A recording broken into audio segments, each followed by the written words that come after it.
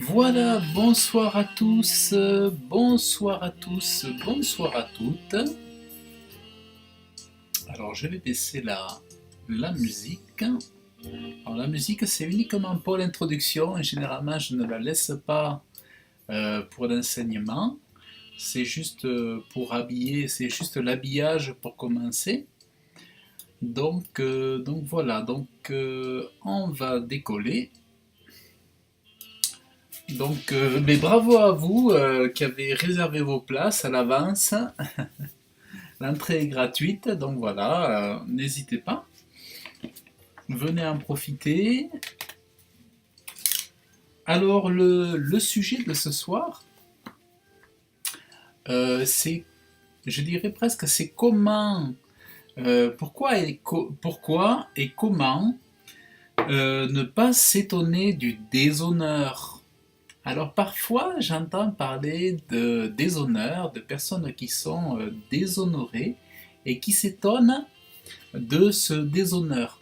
Alors moi, je voudrais les encourager et leur faire comprendre que nous ne sommes pas tellement souvent ouvertement appelés à l'honneur. Au départ, nous sommes plutôt appelés au déshonneur. Donc la bonne nouvelle, c'est que nous sommes appelés souvent au déshonneur. Bonsoir David. Bonsoir mon frère David. Et ça fait plaisir que tu sois là. Voilà, ben, j'ai lancé quelques invitations, très peu, mais voilà, c'est pas trop mon habitude, mais là j'en ai lancé quelques-unes. Alors donc, en fait, c'est cette idée de déshonneur, en fait, euh, elle peut paraître choquée parfois parce que on s'attend à être honoré par notre vertu, par nos choix, par notre conduite de vie. On se dit, mais avec ce que je fais, avec ce que je représente, avec mes valeurs, on devrait pourtant me bien parler de moi.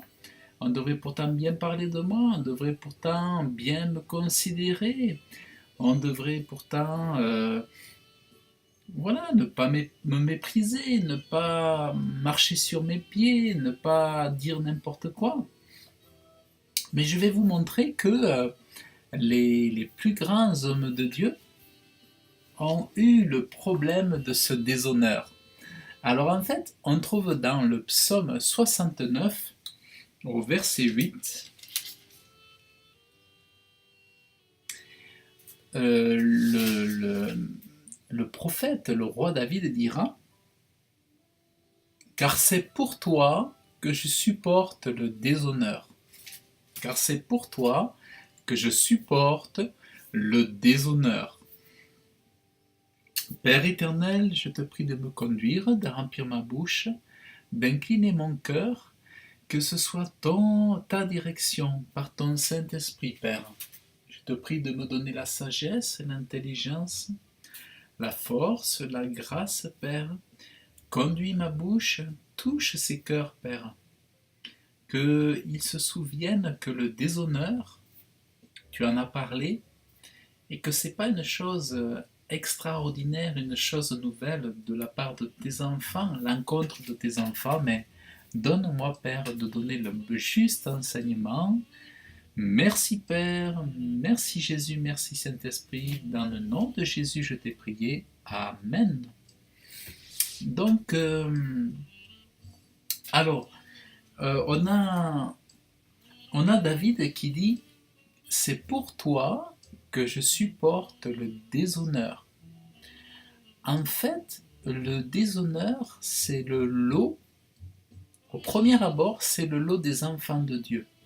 Alors je ne dis pas qu'il n'y a pas d'honneur. Il y a un honneur. Un enfant de Dieu qui marche dans la bénédiction de Dieu, il y a forcément un honneur. Il y a un honneur, un grand honneur, une belle renommée d'une part, et il y a aussi de notre part un énorme déshonneur.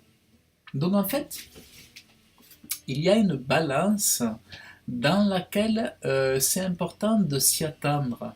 En fait, à la lecture de la parole de Dieu, c'est d'avoir déjà cette disposition de cœur de se dire que je vais avoir du déshonneur et ça sera normal. Et d'un côté, je vais avoir de l'honneur et là, ça sera aussi normal. Et je dirais, pour aller un peu plus loin, c'est que dans les deux cas, que ce soit pour le déshonneur ou pour l'honneur, c'est important de s'y préparer.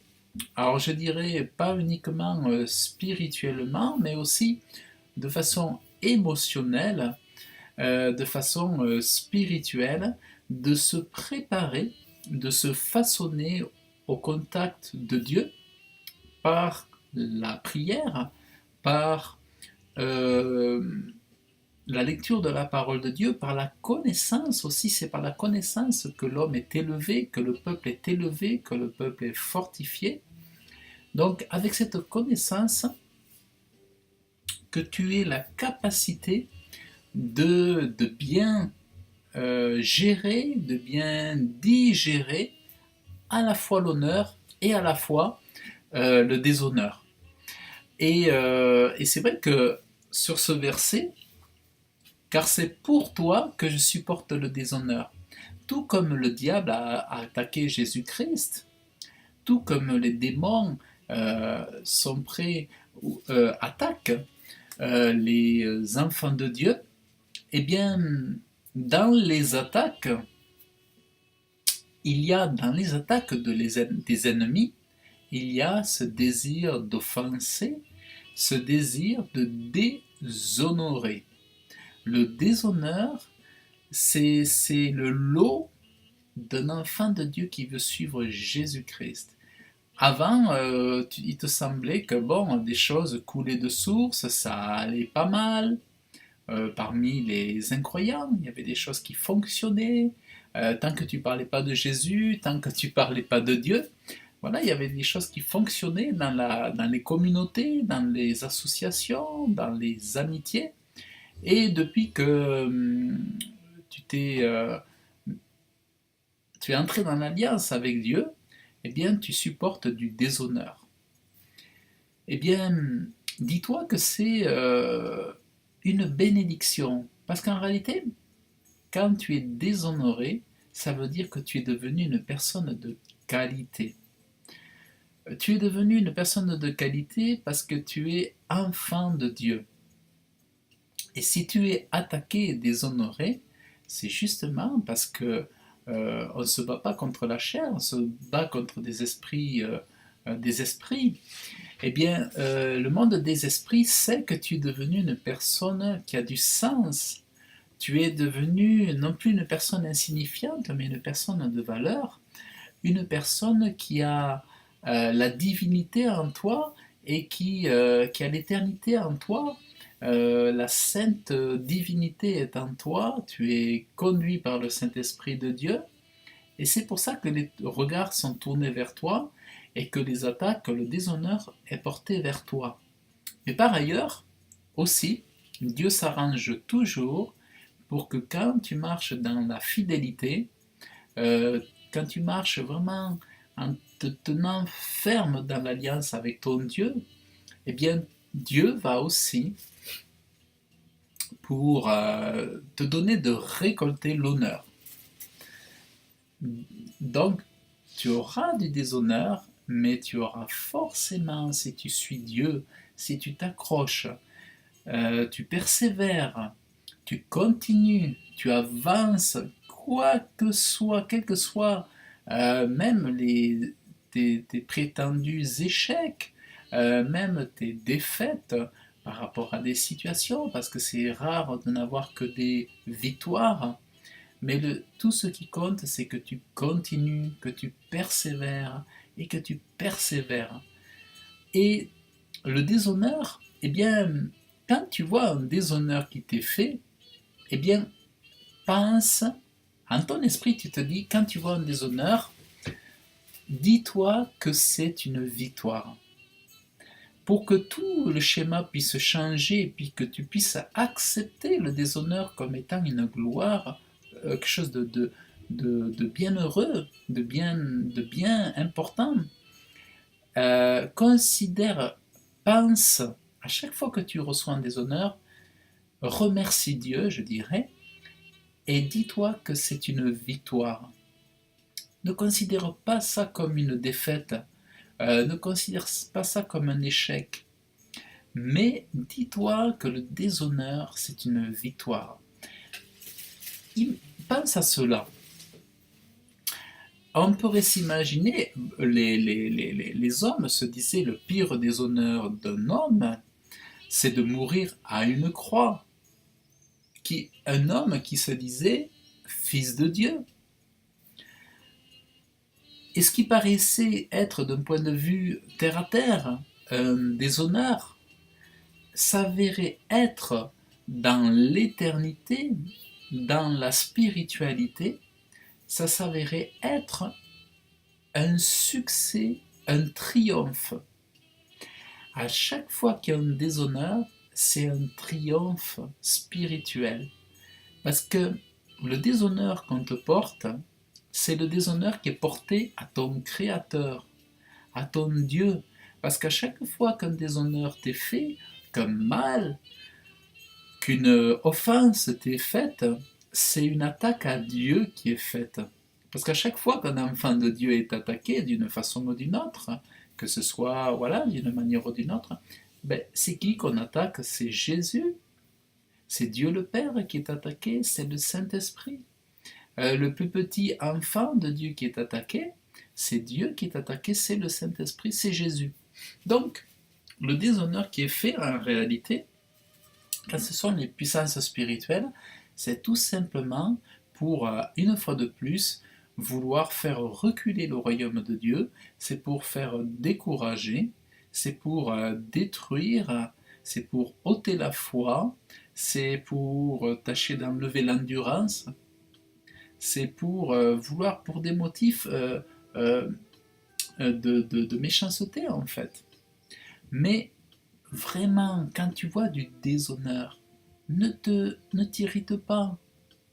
Ne t'irrite pas quand tu vois du déshonneur. Dis-toi, au lieu de considérer ça comme une offense, dis-toi que c'est un privilège. Moi, j'ai eu cette... Dieu m'a fait cette grâce il y a quand même longtemps.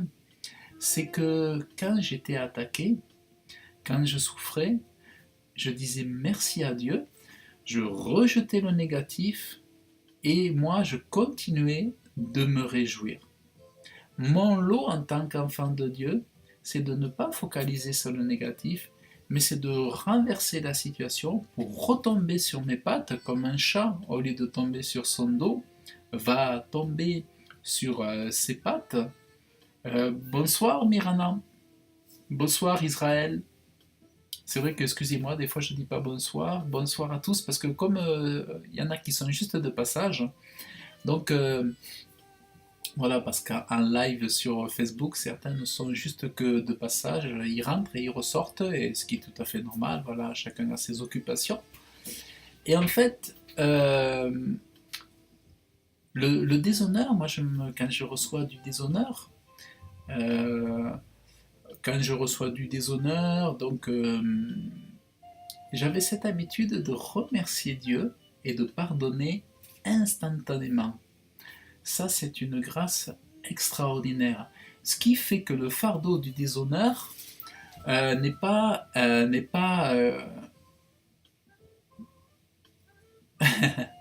oui, ce qui fait que le déshonneur n'est pas dur à supporter.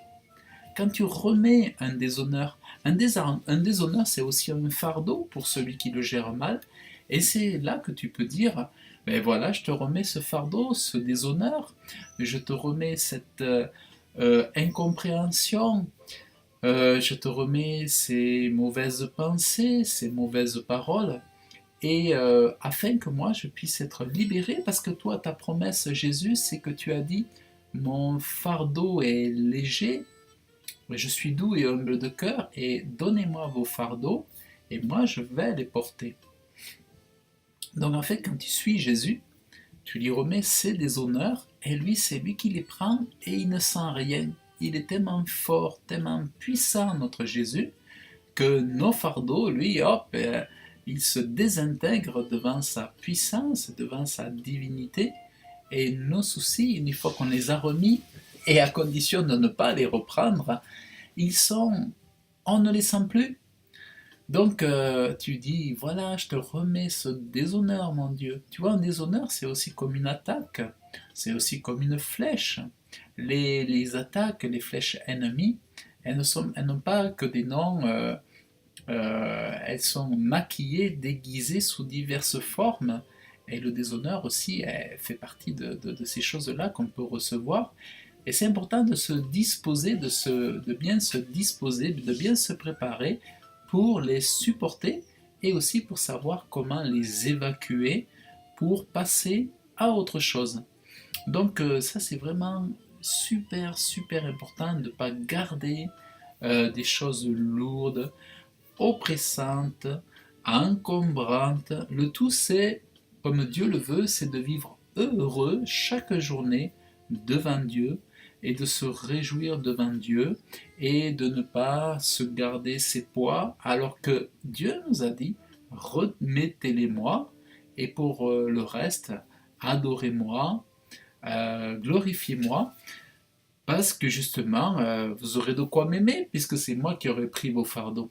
En fait c'est ça aussi, c'est que quand tu remets toutes ces choses à Dieu, c'est tout autant de choses qui te libèrent, mais tout autant de raisons qui s'ajoutent pour toujours l'aimer davantage. Du déshonneur, des attaques, des mauvaises paroles, des mauvaises pensées, tu remets ça à Dieu, tu dis je remets Père ce déshonneur qu'on m'a fait. Et quand tu lis les versets de la Bible, tu sais que Dieu l'avait prévu d'avance. Et tu te dis, vraiment, ce déshonneur, c'est ma victoire. Parce que si Jésus a été déshonoré, et plus encore, il a été tué, c'est que le déshonneur est une victoire. Tout déshonneur est une victoire. Tout ce qui en apparence paraît être une défaite est une victoire spirituelle.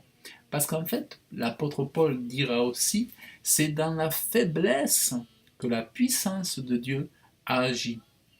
Il y a un mystère dans la mort d'un homme. Lorsqu'un homme meurt en Jésus, c'est une victoire. C'est une âme au paradis. C'est une âme qui sert Dieu au paradis. Plus la mort est proche de toi, ben, plus c'est une délivrance, plus c'est un bonheur. Moi je dis à Dieu souvent, euh, récemment, depuis quelques temps maintenant, Dieu m'a mis au cœur de nouveaux objectifs. Moi, mon objectif, c'était partir au ciel, et j'avais pas vraiment envie de rester ici-bas, et j'avais pas vraiment de, de désir particulier sur le long terme. Et c'est à l'issue d'un voyage en Afrique, en Côte d'Ivoire, que Dieu m'a ouvert à comprendre que il me fallait l'un et l'autre à la fois. Il me semblait le savoir, mais en fait, je le savais, mais je ne l'avais pas complètement mis en pratique. C'est-à-dire que d'un côté, je devais garder ce désir au cœur d'être pris, enlevé dans le ciel, mais aussi pour la gloire de Dieu, avoir des désirs, des objectifs, une vision précise ici-bas sur la terre, tant à la fois pour le servir, quand à le servir dans le ministère, mais aussi à le servir dans toutes les autres façons de le servir, que ce soit professionnellement, pour servir mon prochain, par les aptitudes professionnelles et tout ce qui entoure les talents et les dons que Dieu a donnés. Donc, euh, le, le, le déshonneur, donc, c'est vraiment, bon, dans le milieu professionnel, un enfant de Dieu, c'est vraiment important qu'il se prépare dès le décommencement et à savoir comment balayer le déshonneur, le faire passer au-dessus de sa tête et l'oublier. Ce qui est important, c'est d'oublier les offenses, c'est d'oublier les déshonneurs. Ça, c'est vraiment super, super important. Alors, il est écrit dans le psaume 69, verset 10, car le zèle de ta maison me dévore, et les propos déshonorants de ceux qui te déshonorent tombent sur moi. En réalité, à chaque fois que tu es déshonoré, en réalité, spirituellement, il y a des créatures spirituelles qui veulent déshonorer le Créateur, qui veulent nuire au Créateur. En gros, souvent, c'est pas toi qui es visé, c'est le Créateur. Ou alors, en te visant, elle souhaite viser le Créateur et faire du mal au cœur de Jésus. L'idée, c'est de faire pleurer Jésus. On a vu que Jésus a pleuré devant le tombeau, mais Jésus pleure encore lorsqu'on fait du mal à ses enfants. Tu connais, je pleure de toute mon âme dans le jeûne, et cela m'attire le déshonneur. Donc quand tu vis dans la piété, il y a des gens qui vont se moquer de toi parce que tu vis dans la piété. Donc là, il y a vraiment la piété, l'amour de Dieu. Ça amène le déshonneur, ça amène la moquerie. Mais tant mieux, tant mieux, tant mieux. Il y a des gens qui vont se moquer parce que tu vas partager des versets bibliques. Il y a des gens qui vont se moquer parce que tu vas évangéliser. Il y a des gens qui vont se moquer parce que tu vas chanter pour Jésus. Et ils vont trouver que c'est déshonorant. C'est comme David qui dansait. Son épouse a trouvé ça déshonorant, qui chante, qui danse d'un cœur heureux. Mais là où d'autres vont trouver du déshonneur, nous, lorsque vont nous déshonorer, lorsqu'ils vont transformer notre honneur, notre gloire en déshonneur, nous on sait que c'est une victoire. Tu connais mon déshonneur, ma honte, ma confusion.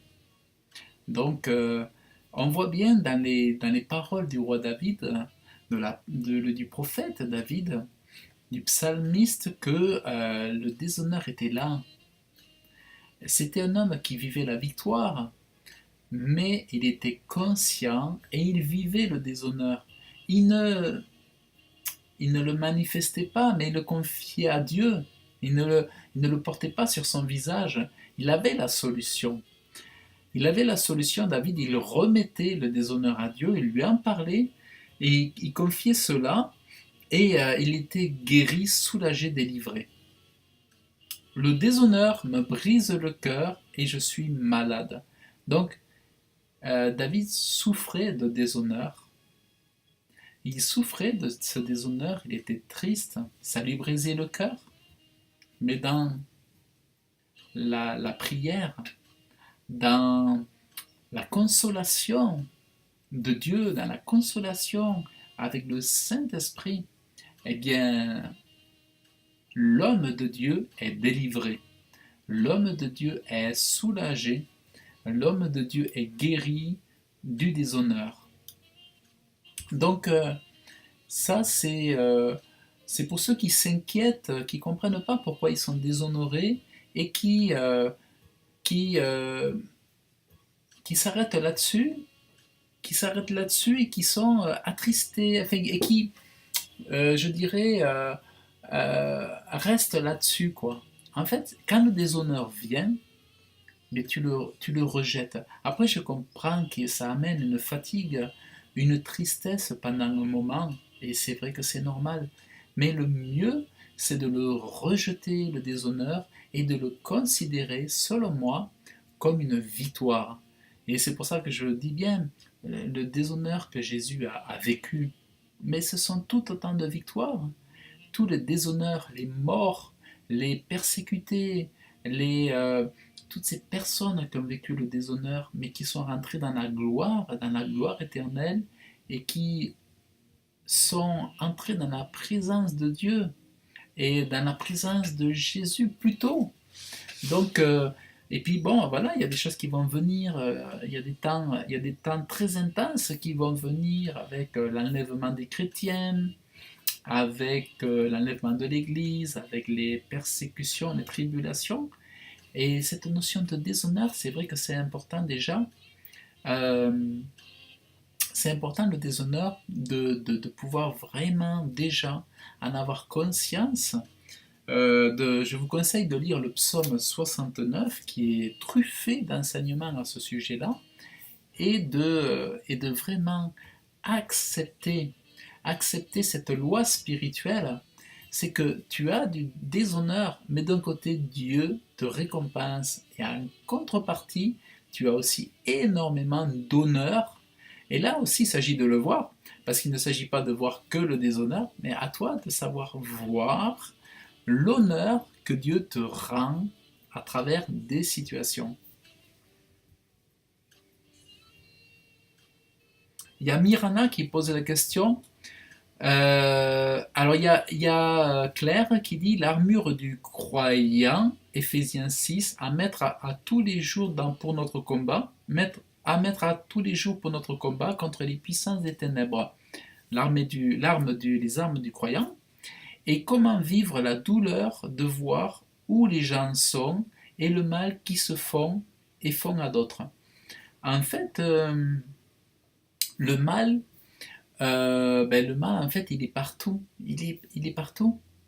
Le mal, il est partout. Quand le péché est entré dans le monde, on a la conscience du mal partout. En réalité, ne pas voir le mal, ça serait être vraiment aveugle. Mais maintenant, qu'est-ce qu'il faut faire par rapport à ça? Eh bien, il est dit dans la Bible que devant Dieu, en dépit de tout ce qu'on peut voir, à nous de vivre notre vie pour Dieu. Le principe, c'est de ne pas s'arrêter sur le mal.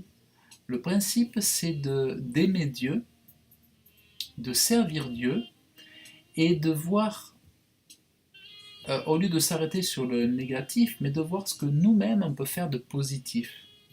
Parce qu'en fait, si on se focalise sur le négatif, on finit nous-mêmes par être dans un état d'esprit triste, insatisfait, mécontent et tout ça. Alors que si on se dit, mais moi, qu'est-ce que je peux faire de bon? Qu'est-ce que je peux faire de bien? Et tant pis si autour il y a du mal, mais que moi, étant vivant, je puisse faire quelque chose, quelques actions de bien autour de moi, et être une bonne personne, et faire du bien, être une bénédiction pour les autres. De toute façon, dès le départ, si tu es enfant de Dieu, tu es une bénédiction pour les autres. Maintenant, c'est à toi, dans ton comportement, dans ta façon de parler, de vraiment faire du bien autour de toi et d'accepter la règle du jeu qui est de vivre dans un monde de douleur, de souffrance.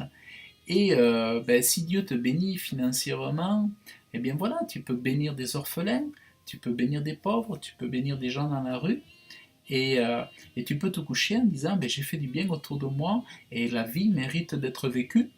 Parce que en fonction de comment tu vas orienter tes pensées, tu peux te dire la vie c'est un bonheur, c'est une joie, c'est merveilleux, c'est la vie que Dieu m'a donnée, ou tu peux te dire la vie ça vaut pas la peine d'être vécu, c'est que souffrance et tout ça. Mais en réalité, si tu le vois du bon côté, tu peux être extrêmement quelqu'un qui va apporter quelque chose autour de toi, et tu peux changer ton environnement et apporter de la joie, du sourire autour de toi. Donc ça, c'est vraiment très important, et c'est une façon de à la fois d'être conscient. Moi, j'aime souvent reprendre les paroles de Moïse qui dira je souffre tous les jours, conscient du mal, de la méchanceté, de la souffrance, mais aussi devant toi, je veux me réjouir pour toi, je veux être heureux de la journée que tu as faite. Et donc tu vois, c'est un équilibre entre ça, à être conscient de la douleur, de la souffrance sur terre, d'un monde spirituel de méchanceté, d'un monde de péché aussi, de péché, parce que le péché c'est pas que chez les autres, hein, c'est aussi nous-mêmes, nous avons aussi chaque jour, tout le temps à veiller sur notre vie, et, euh, et de savoir qu'avec la grâce de Dieu, on peut vivre les choses comme on le souhaite, dans la mesure où on le demande à Dieu. Ça, c'est extraordinaire. Donc voilà pour, ce, pour cet enseignement qui me semble vraiment très très important sur le déshonneur. C'est vraiment très très important d'en parler, de l'évoquer et de s'encourager à considérer ça comme une bénédiction. C'est comme si tu dois recevoir une gifle, tu te dis mais Jésus il a été giflé, merci mon Dieu. Moi aussi voilà, je suis pas mieux que Jésus, pourquoi moi je pourrais pourquoi est-ce que moi non plus je devrais me défendre? Pourquoi est-ce que je ne mériterais pas cette gifle après tout?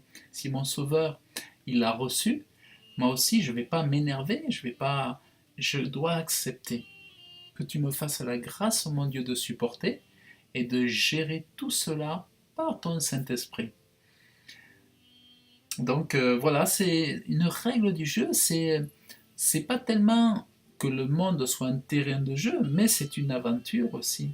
En réalité, moi ce que j'aime à dire, c'est que la vie est une aventure. C'est une aventure, en fait, on pourrait dire un bon combat, un combat, hein, comme dit la Bible, mais la vie, c'est une aventure. Et le tout, c'est aussi une préparation pour l'éternité.